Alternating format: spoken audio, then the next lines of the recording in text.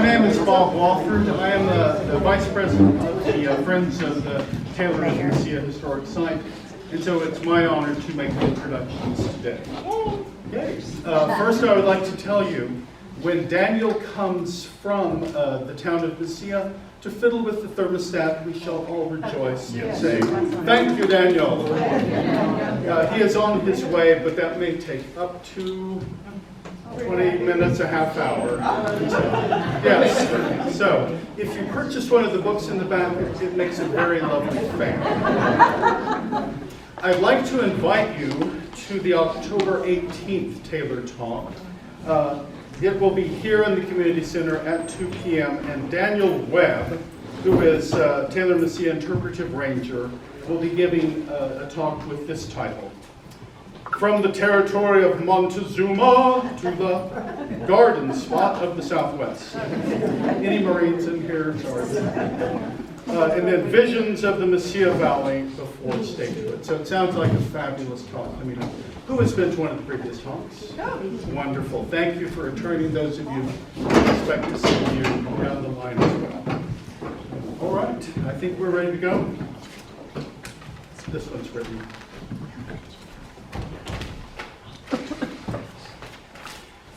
After Paul died 2 years ago, February, there was such an outpouring of support from the legislature for the historical site, which he and Mary Daniel Taylor donated to New Mexico many years before her. But that donation was not made in a vacuum. Paul and Mary had 7 children whose support for their parents' vision is helping to make the Taylor Mesilla Historic Site a reality. We are fortunate to have 3 of these children with us today to give us a first-hand glimpse into their family life. Mike Taylor. Hey. Pat Taylor. And Mary Helen Rachel. Please note I called them children. Are with us today for this, the 4th Taylor Talk in this series. And I would also like to have any of Paul's and Mary's descendants, whether by blood or marriage, to please stand and be recognized right now. Okay, guys,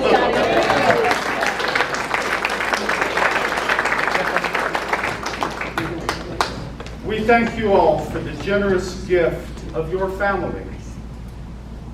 Throughout Paul's career, he devoted himself to the children and to the elderly of our community. And this legacy will continue for generations because of that generosity. I'm honored to introduce Paul and Mary Stitz.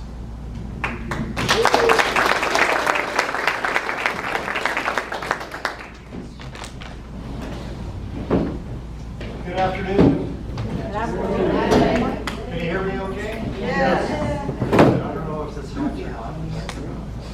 It does, assume it does. It does. Great. Thank you. Well, we're going to be talking for the next hour, supposedly. Sometimes we go on and on, but cut us off in an hour. If we go beyond that, we're going to be talking about the Taylor Historic Site, right across the ditch here, on the block that faces the plaza.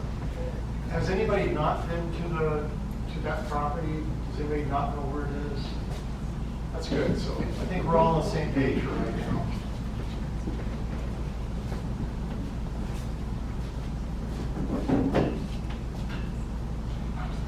Okay, this is what we're going to be talking about today.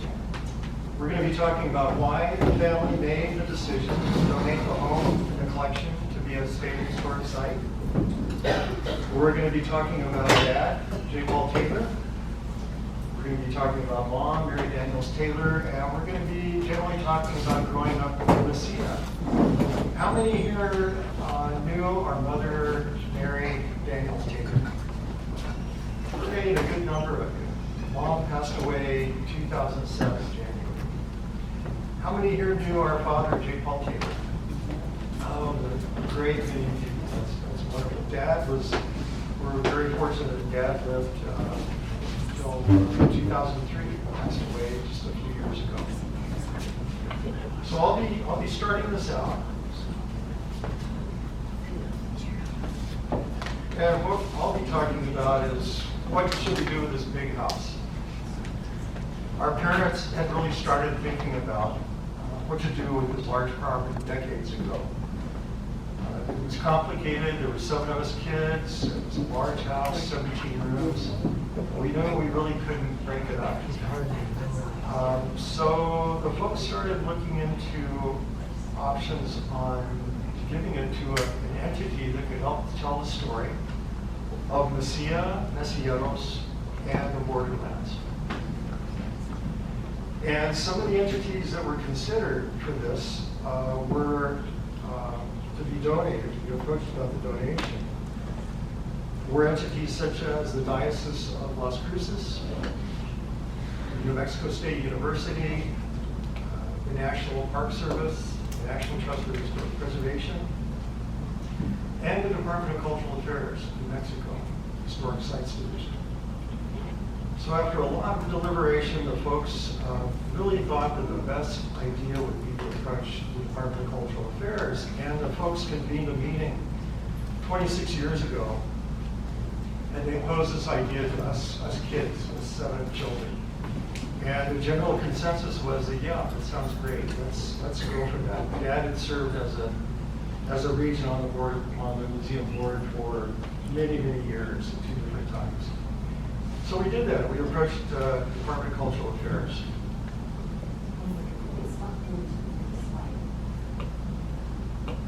Thank you. Alexandra. Is Alexandra in there? I think she's in the hall. There she is. Okay. What? We're already having technical problems. Uh-oh. I've been advancing these. Oh, and it's not advancing. Well, it's advancing here, but not on the screen.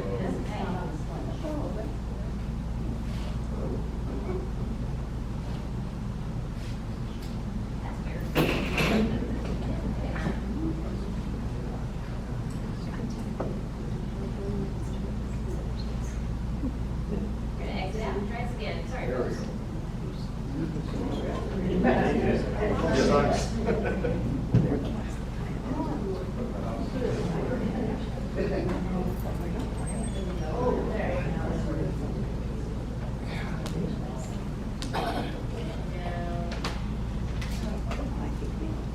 You may have That's fine. Thank you.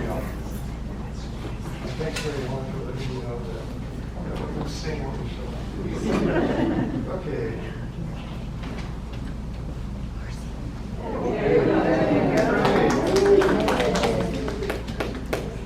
So here we are as a family, and I think this was 1959. I judged this from how old Rosemary is, and she's in the lap with Mom here on the left. So this is a family portrait of our family in the Sala Grande, and just so you're aware and know who we are. As I mentioned, Mom is sitting down here with Rosemary, the youngest.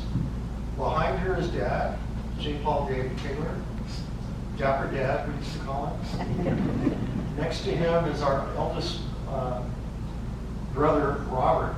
Robert lives just a couple blocks down the road with his wife, Sherry, but unfortunately he wasn't able to be here today because of some knee problems.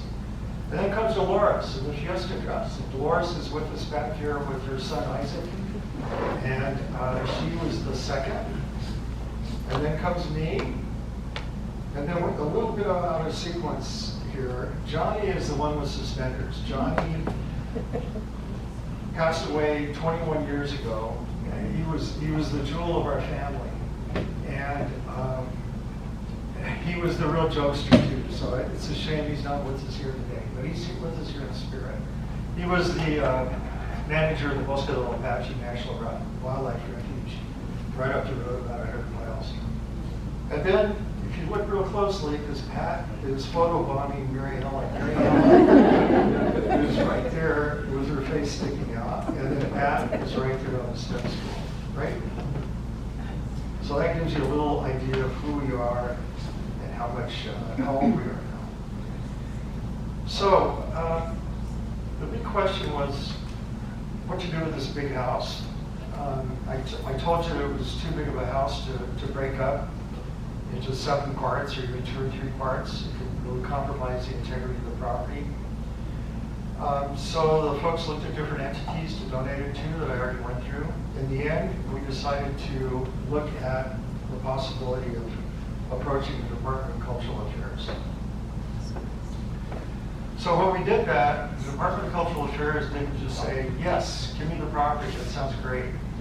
They, the cabinet position, the cabinet entity had lined up some rigorous criteria to use when looking at accepting new historic sites. Those criteria included things like historic significance, location around the state,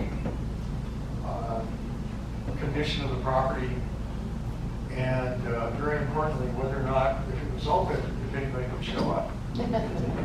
And I have to say, I think this property really met all of those criteria. So the process began with our family lawyer and lawyers from the state of New Mexico. And believe it or not, there was wonderful synergy, wonderful cooperation between the solicitors, between the family and the state.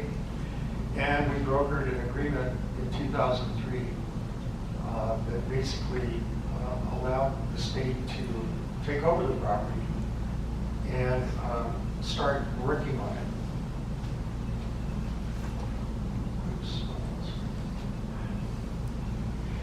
So during this interim period, we had a lot going on from 2004 when the property was officially accepted, 2003 to 2004, until 2023, the year that our dad passed away. Many tasks were accomplished. What we call a historic structures report was prepared, which sounds very bureaucratic. But it was essential for us to have what it is a Bible. It's a Bible about the condition of the property, the history of the property, what the needs were for the property, and budgets on how to address those needs. And to this day, we're using that HSR very extensively. I wanted to talk about the volunteers. The volunteers for the property, not only during the interim, but even today, most of you in this building are volunteers who are for the property. We're just very, very grateful and appreciative of all this work. To begin with, the advisory council kicked in 2004. It was headed by a man named John Hunter. He used to be head of the public history program at Mexico State University. That advisory council really led us in the first years. And then the Friends Group organized itself. And it was organized under a lady named Cynthia Garrett, who many of you knew.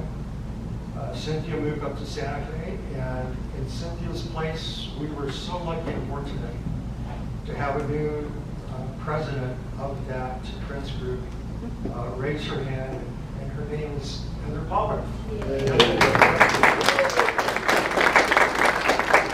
Heather has really been a godsend to us all, and we very much appreciate your work and all of the work of the Friends Board of Directors. And could all of you who are on the Board of Directors raise your hand, please? Great, thank you. And last but certainly not least, the legislators. We have had such good fortune by having a lot of legislators still in the legislature come forth with funding to help bring the property to where it's going to be presented to the public in November. But of course, last but not least is the staff at the Taylor Museum Historic Site. Alexander is here today with us. Alexander, you and your staff has just been incredible. We couldn't ask for a better group of people. So,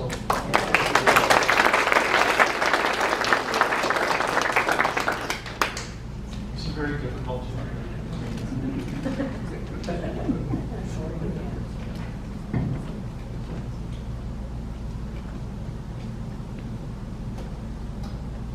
So what happened?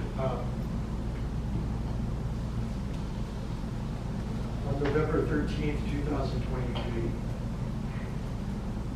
We, in the agreement that was brokered with the state, it was understood that Dad could live at the property until his passing. And the way he was able to live at the property because of the state anti-donation clause was that he had to have a job. He couldn't just live there for free. So Dad was officially listed as a custodian. And it worked. He was able to stay there. Did a little sweeping, a little vacuuming. But that was a kind of way that the state worked with us at that time to really come up with common sense ways to get through some of the bureaucracy. Sorry, this is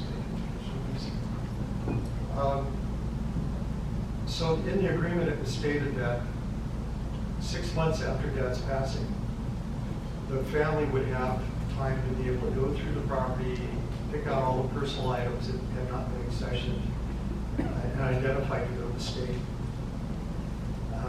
And then 6 months after that, we turned over the property. So the family got together on November 13th, six months after Dad's passing, to basically gather as a family and tell stories about what had happened here at this house the last 7 years or so. It was a wonderful evening. And we decided not to have everybody bring a potluck, we just went out and got pizza. It was really very convenient to do that. It was bittersweet because the next day, basically, we handed over the keys to the property to the state of New Mexico.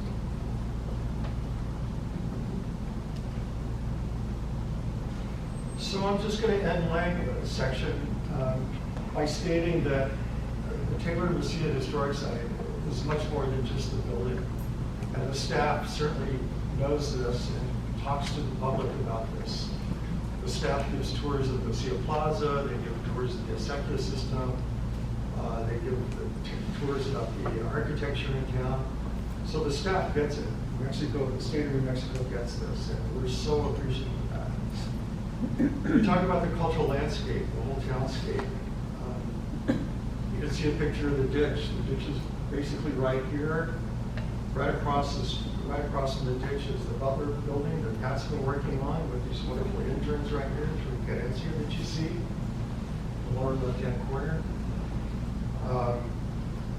We have this building that we're in right now. This is the Mesilla Community Center. It was the old school, and a lot of us went to school here. All those kids did. Anybody else here go to school here? Thank you.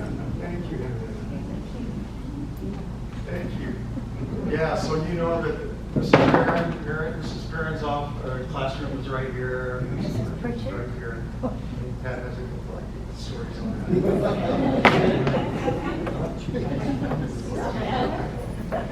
So there's a lot here, a lot more than just the buildings. There's also traditions. There's also the intangibles. Those intangibles are things like the oral histories that could be told. Just this morning, I walked right in front of the church and I noticed that wonderful monument to the veterans that came from Mesilla. I mean, that in itself could be a story that could take hours to tell. A lot of Mesilleros served throughout the history of the town in the armed forces. The history of agriculture, the history of food, all sorts of things that we could really expound upon the next few decades while some museums are here. So I just want to include that it's more than the building, it's the town, it's the people who live here. So with that, I'm going to turn it over to Mary Helen, who's going to be talking generally about Dad, along with some other positive events.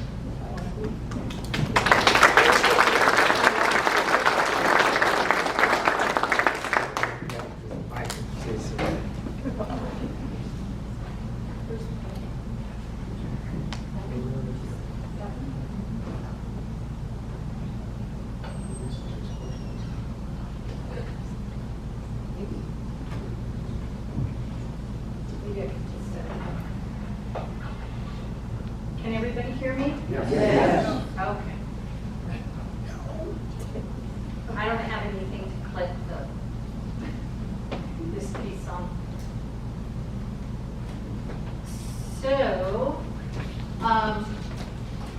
J. Paul Taylor y Romero.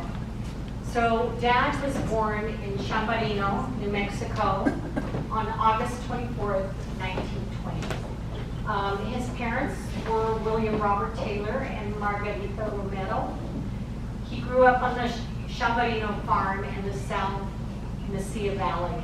And this is a very iconic photo of Grandmommy, as we called her, our grandmother, with little Paul at that point.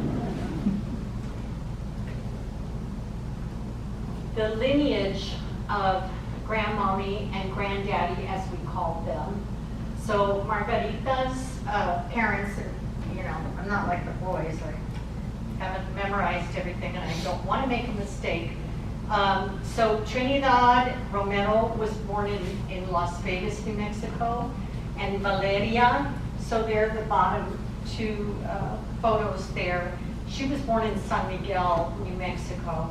And Grandmommy, or Margarita, was born in a little town by Las Vegas called Romeroville. So if you go up to Las Vegas, you pass Romeroville and there's not much there. But there used to be a beautiful home that was the family home, and it burned down. So there's a story about that. There's many stories about all of these people and their adventures. William Robert Taylor, who's that dashing gentleman at the top, he was born in Gainesville, Texas. And his father, who is the top photo, of course, that is Andrew John Henry Taylor. And he was born in Dade County, Missouri. His wife, Nancy Ann Jones, was born near Springfield, Missouri.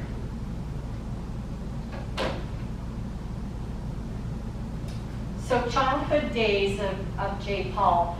You can see him, I love this photo of him on the to your far left, standing on, well, we say it's like a soapbox. There was his early speaking days, for his politics practicing, for his teaching days and his legislative days. There's also photos of Dad a little bit older and the tires swinging at the house with the old car. Next to that is Dad with three of his sisters. I don't think his older sister Anna she had already moved away and married, but he's with his three sisters in that photo. And then the bottom one is a very sweet photo where he's written to Mama and Daddy from Paul, and he put under his photo, very proper, Mr. Paul Taylor. And I think that's Chambarino, New Mexico, that he has there. If you visited the rental store, I thought that maybe my timer said stop talking. No, it's not. Anyway, if you visited the rental store, I think it's this exact one. We have a number of photos with him with his schoolmates at Chambarino Elementary. And you can see it's very multicultural. Dad is in the third row from the bottom, right in the middle. And there's a young girl above him that has dark hair. So he's always, prim and proper and dressed properly. His mother never let him miss a photo opportunity. I just love this photo because of the multicultural aspect of the children that are in it. His classmates, some of them were Japanese. Some of them, of course, were from the community, Hispanics, Anglos, all and most of them, I'm sure all of them, their parents were in the farming industry. The next photo shows his high school and college days. And here he is with his parents. They're very, very proud of him. He had graduated, I'm not sure if that was from, it looks like college to me, by by his age. I don't have the details on that. The middle one is when he's 15 or 16. And then he was a very proud Valley High student at Valley High. We have recordings of Dad singing the Valley High booster, the Valley High song that he would sing for us. But here he's playing the snare drum, and he was in a lot of different clubs. Very, very busy in his high school years, and very well respected as a classmate, and the teachers, of course, loved him. His Navy service, he served in the U.S. Navy. He enlisted in July of 1942 because he was so good at taking care of all of the photographs from his ancestors, from his childhood. This is a little clipping that his mother had clipped out of the newspaper. Paul Taylor, class of 42, expects to leave this week for El Paso, where he plans to enlist in the United States Navy in the Division of Yeoman. A history major, Paul has been employed in the office of the registrar since he received his degree this spring. So he was at New Mexico State University as an assistant registrar, and he was very proud of that job. Plus, he met so many people through these students coming to New Mexico State. He was assigned to Naval Intelligence. He wanted to serve and be in combat. Some of his friends were in combat, but he was too skinny and too frail, and they would not accept him in that. They wanted him in Naval Intelligence. So he started off in El Paso, had some interesting jobs interviewing people that came off airplanes in Juarez, making sure that they were not spies or whatever. And then he was assigned to New Orleans, where he served as well in Naval Intelligence. And of course, right before that, Mom and Dad were married. They were married at 8 o'clock in the morning because he had to catch a train and get to New Orleans to his station. So they have wonderful memories of their time there. Not a long time, but I think the air conditioner guy is here.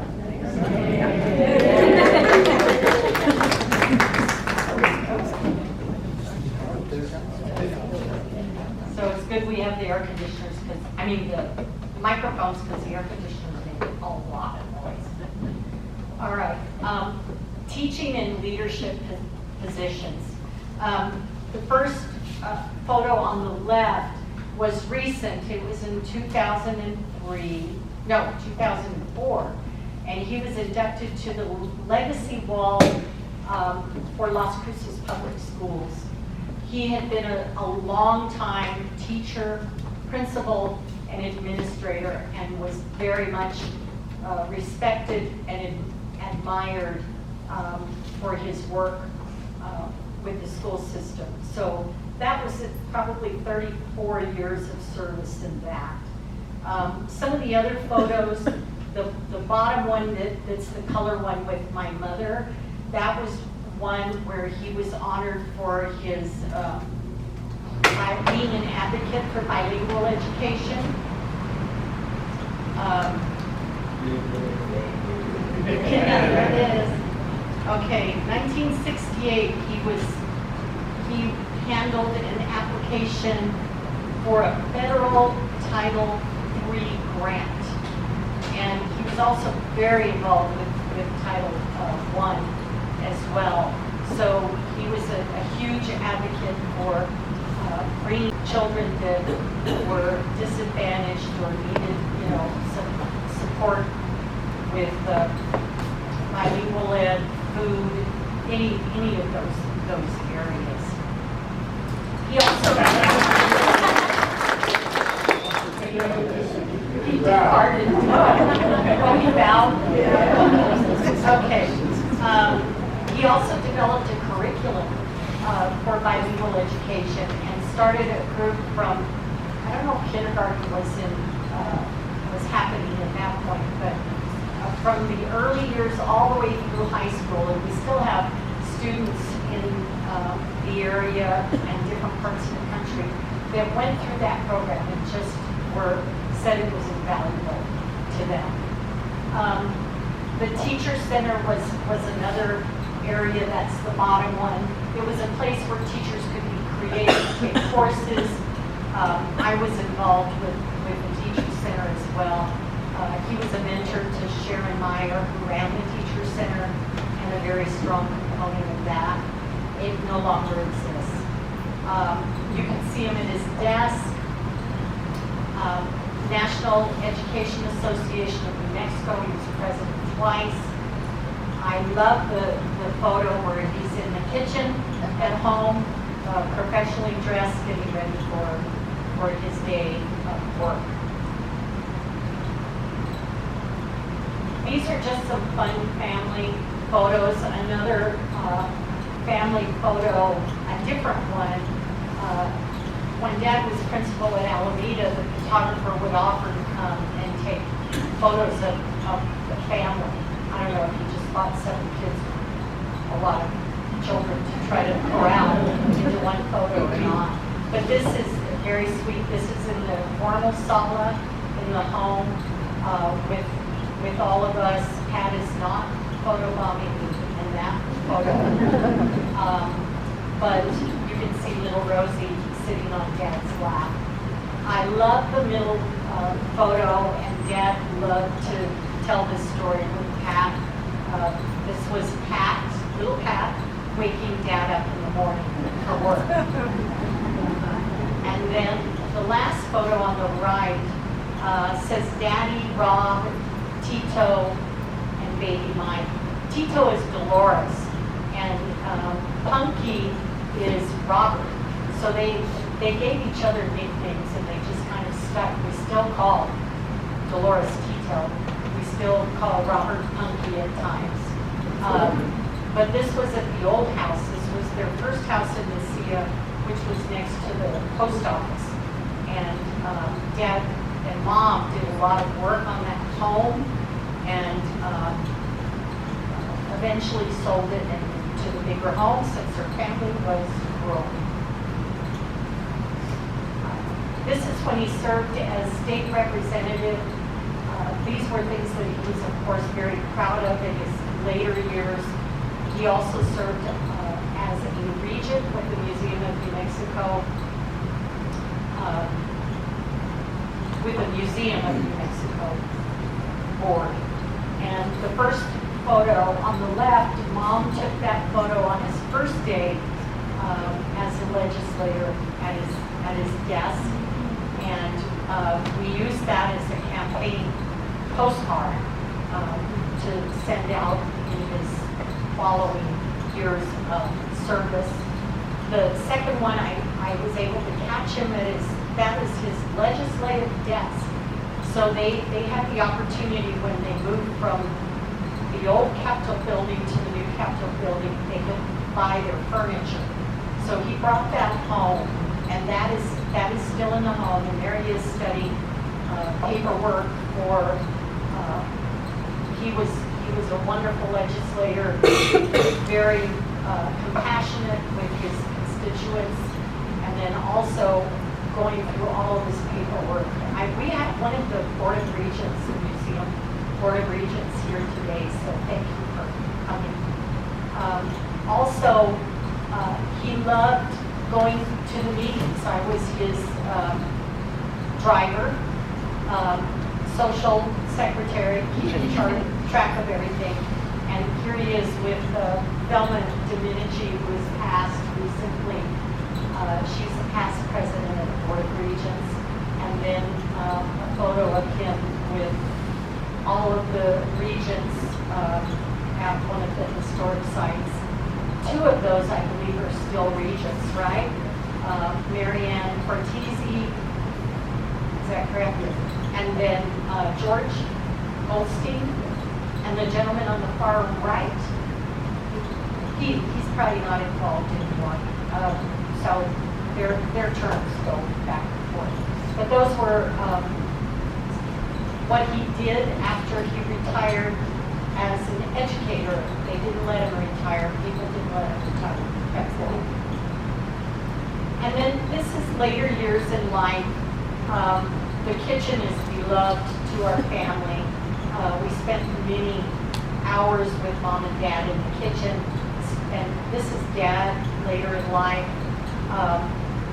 having his breakfast or his lunch or his dinner, always sat at the little kitchen table.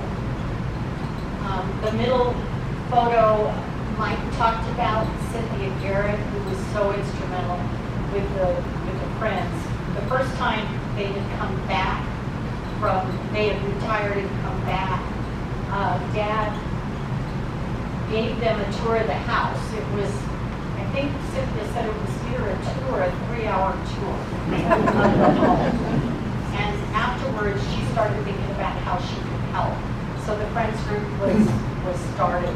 Billy Garrett, his family grew up in the Mesilla Valley up in Rossall Hills, and Billy is now head of the History Museum in Santa Fe. Dad is, in the last photo, is in the formal sala. The photos in back are his great-grandparents. Gosh, I better get the names right. I always mix them up with the other ones. So that is Miguel Romero Ibaka and Josefa Delgado. They had 5 sons and 5 daughters. If you go to the home when it's open, some of you have been here already, you'll see these iconic portraits and photos of the heritage. He's very proud of his heritage. We're very proud of his heritage and the families, and my mother's as well. Pat's going to talk about that in a minute. And I'm going to wind it up with special memories. This is Dad on his 90th birthday. My son, Paul, took this photo in front of the church. His beloved Basilica of San Albino. The middle one is a fun one when his class with the booster club, they wrote the newspaper. It was a journalism club. They got to go to El Paso and interview Eleanor Roosevelt. It was very exciting. They were like the Hicks from the farm, and they had their clothes on that they grew up in and were farm clothes. And I remember Dad saying that the elevator guy was like, "We're not going up to see Mrs. Roosevelt." And the teacher was very specific, saying, "Yes, we are." And she greeted them warmly and talked to them, gave them information for their little newspaper. And so that was a huge highlight. We talked about that often. The last photo is our Romero reunion. I believe this one was in 2012. It was in Las Vegas, New Mexico. We went up, took Dad, lots of our relatives. The reason we're wearing green is because we were part of the Trinidad Romero family, and we were all wearing our green Trinidad Romero, his white t-shirts. And then the other 4, there were 10 of them. So there were different colored shirts for every family group. And we have some wonderful stories. My brother Mike was part of that committee.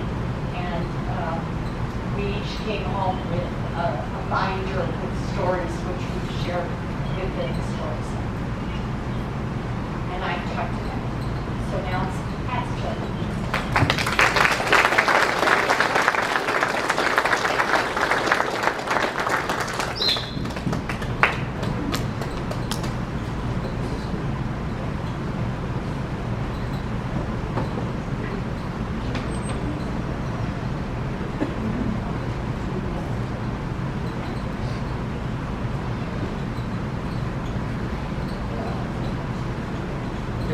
ready to fly.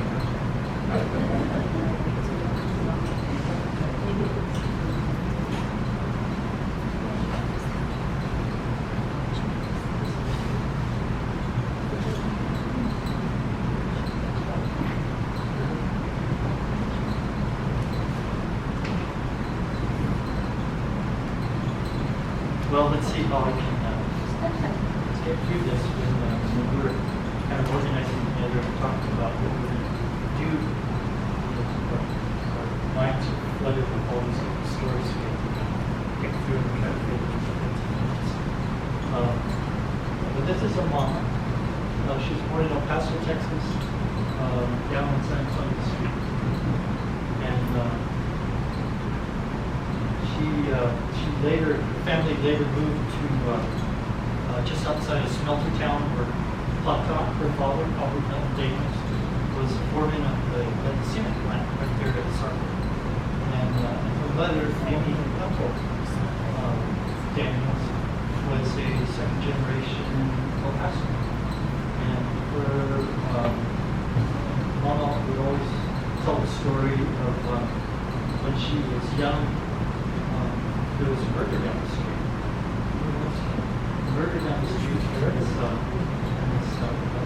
black lady who was caretaking for a neighbor was very excited to go see the dead body.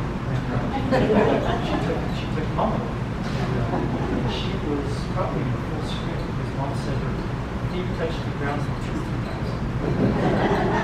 So they, her mama, Mamie, who we refer to as James, we call her Plata. Louder, we can't hear you back here. Can't hear you. Yeah, we can't hear you. What's that? Good? No. I would think it's on. What's that? Good? No. We must have the volume. Yeah. I can't even follow him up. Get the electrician to run. I was perfect.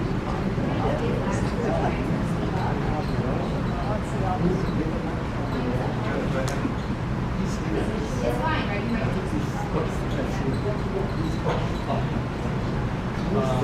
Let's see. Daniels was a real. There we go. Daniels was a real historian, and whenever she was a real historian, I think that's where Mama got her initial product for that. Daniels was always going through newspaper articles, books, and writing corrections. She grew up in Old El Paso. She remembers Hart's Hacienda, Hart's Mill. She remembers all those spots. It was just really something. Both Dad and Mom met during a New Year's Day parade that their parents had arranged their meeting at some corner down there. You guys went to go see that corner with Dad and the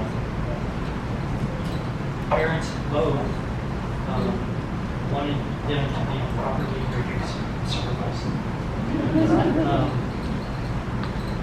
One of the other memories that Mama had shared with us when she was a kid was, you all know the Sullivan family. They grew up literally down the street from Smeltertown in a place called Whitesburg. And they had gone to school together. She was John's age, the oldest. And I don't know if any of y'all know the Sullivan family or remember Pancho, but she remembers Pancho and Goose in diapers. So that's a visual. People come to our here, and as kids we would go to some of the Halloween parties because Sullivan's and Mama were close because she knew them very well. So Mama taught at Bowie a couple of years at the University teaching history. They were really, when we met, I guess they realized the fact that they were partners in life. They were a team. And as we talk about Mom's individual history and Dad's individual history, they were two pumpkins. And they were just really, really close. And they had pulled off amazing stuff. I mean, first, I asked Dad one time how they ended up in the SIA, and Dad said, Mama, let me see it. She went, raise her family, she went to see it. So Dad made an inquiry to the postmistress at the time, and I see Albert Fallon in the back. Hi, Albert. And it was Al's grandmother, Mama Maria Fallon. So called her Mama Maria. She knew everything that was going on because people would come pick up their mail. She knew all the gossip, and she had a place that they thought they might be interested in. Dad inquired, and they ended up where Lon and Sarah Smith later had their house, and they bought that house from the Alvarez family. Chano and Lola Gallegos, who are my godparents, lived there at the time. They were just married, and the families grew real close. So that's how they ended up there. And then, of course, as the family grew, they realized that they had to find a bigger house. And so they had approached Earl Levy, who had the house. And there's a little bit of a story with that, but she wasn't interested in selling, really. And she had the house divvied up in a bunch of little apartments to make ends meet. And unfortunately, there was a domestic violence dispute with one of the renters, and she went to try to intervene on behalf of the lady. And her husband beat her up pretty well, drove her around the block, and she came to the folks' house the following day and said, I think it's time I change plans. So it was 3 or 4 years old.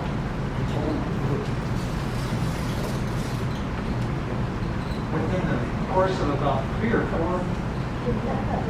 No, can't hear. We still can't hear. Talk to us. Face us. I'm talking. Face us. Okay, sorry. That will help. Pretend you're yelling at the guys at work.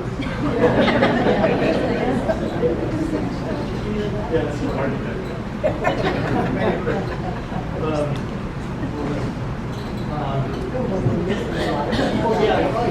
Talk to folks about getting out of that. There we go. We'll backtrack a second. There's a hot dog and that's not Mama, that's Dana. Okay, and then that's her father to the right, William Frederick Campbell. There's Hot Dot and Mama when she was young, and then there's Daniels again, and of course Hot Dot right there. He was a real marksman. Went to a lot of pistol competitions. We had already talked about this, but one of Mama's passions was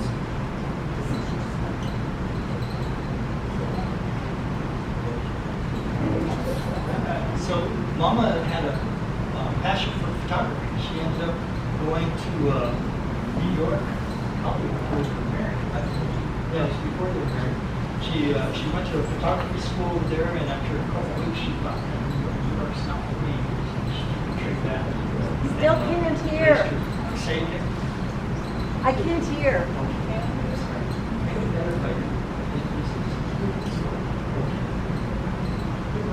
So she ended up coming back here. You know, of course, she was already dating Dad, and they ended up getting married.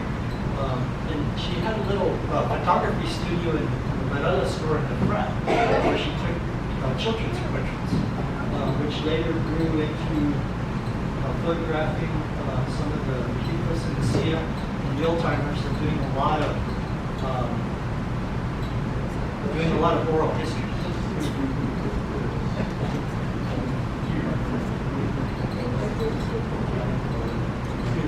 Thank you.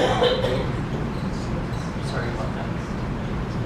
So she ended up doing a lot of oral. She found herself doing oral histories in addition to photographing some of the old timers, and she just loved that. And you know, of course, she taught history at the university. She had a passion for history. Her mama was, you know, very engrossed in history, so she caught that bug, and she started, you know, researching about the Sia. The photo on the far right is where the Confederate barracks just right over here where the Clay Schultz farm is, and which is no longer standing. And it's a great photograph. There's another photograph with the archway taken from the east side. It was a beautiful, beautiful place. She, when she got the bug for the history, she found herself asking, how do I find all the history? It's in primary sources, primary sources, primary sources. So she ended up in the Juarez archives. She ended up in the Durango archives, and it was through Mom and Dad's lifelong partnership where she came back from looking at the archives in Durango and realizing that all of the church records in all of New Mexico, Vizcaya, ended up in Durango because Durango was the center of the archives. Dennis Stady is here, who runs the Rio Grande Historical Collections. And Dennis was involved in the filming, in the microfilming of all those, and that's where he met his wife on the plaza there. They're close to that. So a lot of things happened. But Mama knew how many Pantera steps went up to that little library up to the top, and through her connections with Paul Taylor, put in a legislative bill that allowed for the microfilming of those, which took several years, and it worked out really well because now it's a pretty important center for research. They have the arrangement was that two copies of the microfilm would be done. One would stay with the Durango archives along with the original material. The other microfilm copy would be here at the Rio Grande Historical Collections. So one of the things, I know we're getting kind of close to time, but here's a couple of other photos. These are Mama's photos that she took, except for the first one, Mama's in the swing. And then her father, Pata, Daniel's on the far right, and then there's Tito. There's Loris in her first communion dress. So angelic. And she loved photography, and that love for photography ended up spilling over to a lot of the family, but specifically Paul Rage and Mary Helen. And he's a photojournalist along the border, and a really good photojournalist. We always worry about him. He does a great job. Mom would be very proud of him. This is something from Guinevere, how do you say that? Maising? Through scholarship, teaching, and mentorship, Taylor uplifted women's role in academic and historical narratives for research. And writing gave voice to overlooked histories, while her archival work protected them from future scholars. A true Borderlands intellectual, her legacy lives on in archives, classrooms, and community she inspired.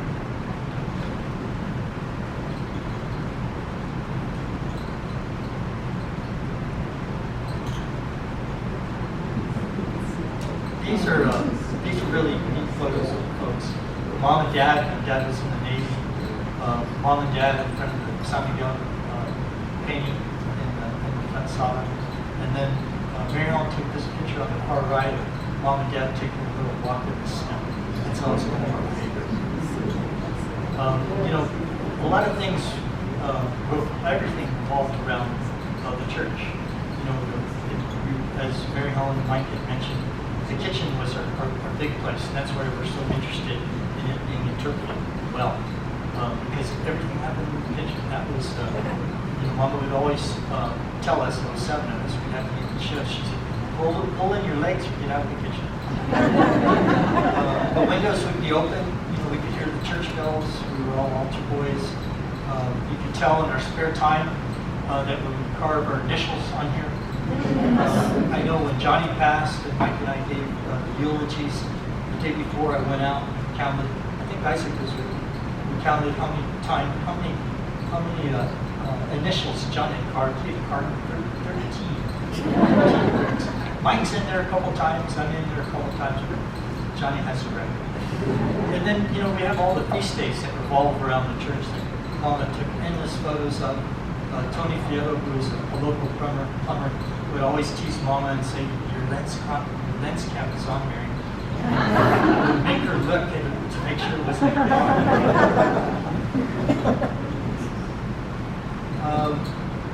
Kind of going back to Mama's love for Messia, here she is in Messia before she met Dad. This was when she was a teenager. She and a friend of hers came out, and we think this photo is on the north facade looking south. You can see the plaza. I think the kiosk was built in the 30s. And so this isn't that old. It's probably maybe Mom was born in 1922. So this is just maybe 10 years old at that. And then of course the backyard. We have so much fun in the backyard. We dig holes. We would find pots. We would find all sorts of neat stuff. And then every once in a while we'd fill them up with water, and the water would kind of disappear into an old abandoned outhouse. So we had a real treasured childhood. I think one of the things that I really wanted to stress is the fact that I wanted to stress is the fact that they were a team when this whole thing with the decision to give it to the house to the DCA, they had this plan from the get-go, and we had in our possession letters that Mom and Dad had written to. I'm not sure who they were written to, but they were proposing that someone in the state capitol. They were proposing that the house, that the Reynolds store be a state monument, to be an interpretive place. So they had this idea since the 1950s. So their love for Messia was overwhelming. We were real fortunate to have been raised here. We've been raised by them. We always would joke around. The plaza was our front yard, and Messia was our backyard. Just another little note as we're finishing stuff up.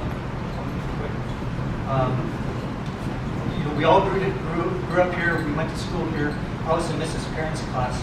Mrs. Perrin was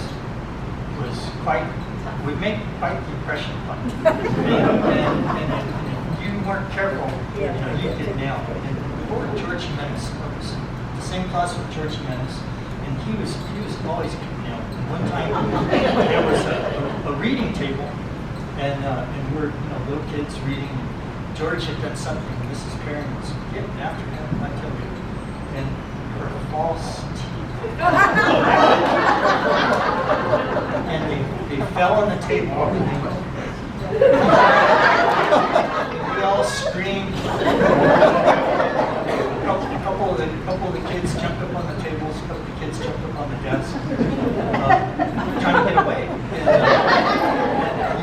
And they think somebody soiled themselves. It was traumatic. We didn't know what false teeth were. So I went home and I told Mom and Dad, and Dad was really interested in this story. Because Mrs. Perrin got so mad that her teeth fell out. And they went clapping. And Dad loved to repeat that story. As a matter of fact, a couple of weeks later, he saw Mrs. Perrin at a teacher's school function, and he told her that story, and he said, she turned white. Thank you all.